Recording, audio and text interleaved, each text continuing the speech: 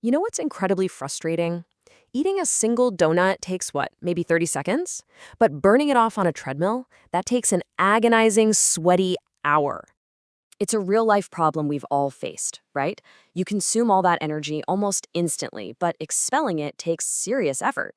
Well, this everyday frustration actually perfectly illustrates the fundamental laws of physics.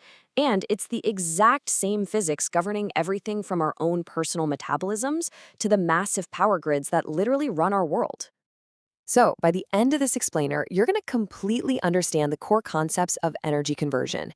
We're going to break down exactly how your body converts chemical energy from food into mechanical work, and then we'll apply those exact same principles to see how global energy consumption dictates the wealth and really the future of our entire planet. Let's get right into it. Section 1. The Human Energy Machine. Let's kick things off by looking at arguably the most sophisticated engine on Earth, the human body. Think about a car idling in a driveway. The engine's on, fuel is burning, but the car isn't actually going anywhere. Well, your body does the exact same thing. The rate at which you use food energy to sustain basic life functions when you are completely at rest is called your basal metabolic rate, or BMR. Believe it or not, about 75% of the calories you burn every single day are just your body idling. You burn most of your fuel just staying alive long before you even lift a finger. Now, what's really wild is how that idling power is distributed. Your internal organs are massive energy hogs. Your liver and spleen alone consume about 23 watts of resting power. Your brain, just sitting there quietly thinking in your skull, demands 16 watts. Skeletal muscles, at least, they only take about 15 watts. So when you're just sitting on the couch doing absolutely nothing, your liver and your brain are the ones doing the heavy lifting. But wait, this is important. Look at this number. A full 25% of all the energy your body consumes goes entirely toward maintaining electrical potentials in your living cells. Yeah, literally a quarter of your food goes solely to keeping the microscopic electrical charges in your nerve cells ready to fire. Kind of mind-blowing, right? All right, section 2, doing useful work. So now that we get the resting state, what happens when we stop idling and actually start moving? In physics, useful work simply means work done on the outside world, like pushing a pedal or lifting a box. Let's go back to our donut problem. Say you eat an extra 1,000 kilojoules of food energy. If you jump on a bicycle and cycle at a moderate speed, you generate an output of about 400 watts of power. Well, because of the strict math of energy conversion, it will take you a solid 42 minutes of continuous cycling just to burn off that 1,000 kilojoule excess. Now, here's a quick question for you. How do scientists actually know how much energy you're burning when you cycle? The secret is actually in your breath. Because digestion is basically just the process of oxidizing food, your energy consumption is directly proportional to the oxygen you consume. So for every single liter of oxygen you breathe in during exercise, your body produces approximately 20 kilojoules of energy. But what happens when you're cold? Well, shivering is basically your body turning into a localized space heater. It's a fantastic real-life analogy. It's an involuntary response where your body just pits muscles against one another.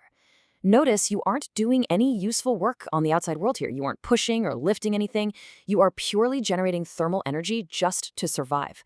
The fuel simply becomes heat. Moving right along, Section 3, Global Energy Consumption. So we humans are engines that consume fuel to create work and heat, right? Now let's zoom out to a massive scale and look at the Earth as one giant engine. Just as we rely on food, our global society relies heavily on fuel. The global energy mix illustrates our planet's current diet. Oil is 39%, coal is 24%, and natural gas is 23%. That means roughly 85% of all the energy powering our world comes from non-renewable fossil fuels. Even though renewables like solar and wind are growing super fast, our global engine is still overwhelmingly addicted to non-renewable fuel sources. Section 4. Wealth and Energy Use. Let's see how this massive fuel consumption directly builds our standard of living. When comparing energy use per capita, the United States uses 340 gigajoules per person per year. Germany uses 173. China sits at 35, and India at 13. There's a direct, undeniable link here. Economic well-being and a high gross domestic product are incredibly dependent on high levels of energy consumption. Wealthy countries consume vastly more energy per person just to maintain their standard of living. And that brings us to a massive, incredibly serious global constraint. Global demand for energy has already tripled in the past 50 years, And as the booming economies of nations like China and India rapidly develop and elevate their citizens' standard of living, global energy demand might literally triple again in the next 30 years. Section 5. The conservation paradox.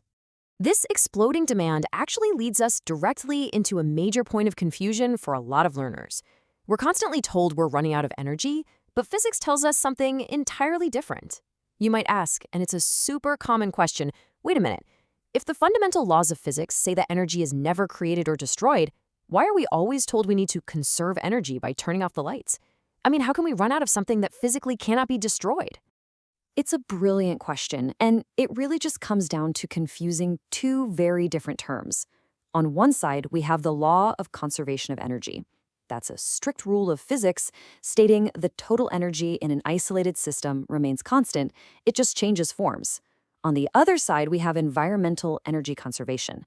This is the practice of decreasing the specific, highly concentrated fuels we use, like oil and coal, and increasing our efficiency so we don't dry up our limited reserves. So why does our fuel run out if the energy itself isn't destroyed? Well, it's because the potential for that energy to do useful work is degraded.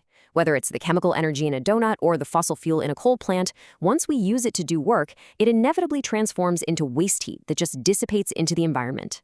The energy is definitely still out there in the universe, sure, but it's scattered as useless thermal energy that we can no longer harness to power our muscles or our cities. Before we wrap up, let's quickly summarize the key takeaways here. First, human bodies are incredibly complex engines that convert chemical energy from food into mechanical work, though a massive chunk of it simply keeps us idling as heat. Second, our global society functions on those exact same principles, currently relying on non-renewable fossil fuels for about 85% of our expanding power needs. And finally, every single time we convert energy to do work, whether on a micro or macro scale, it degrades into useless waste heat. Which leaves us with a fascinating and maybe slightly terrifying final thought. If absolutely every action, every pedal of a bicycle, every burned piece of coal, every single beat of your heart ultimately degrades concentrated fuel into scattered, useless waste heat, what is the ultimate fate of all the energy in our universe? We're going to tackle exactly what that means for the end of the cosmos in our next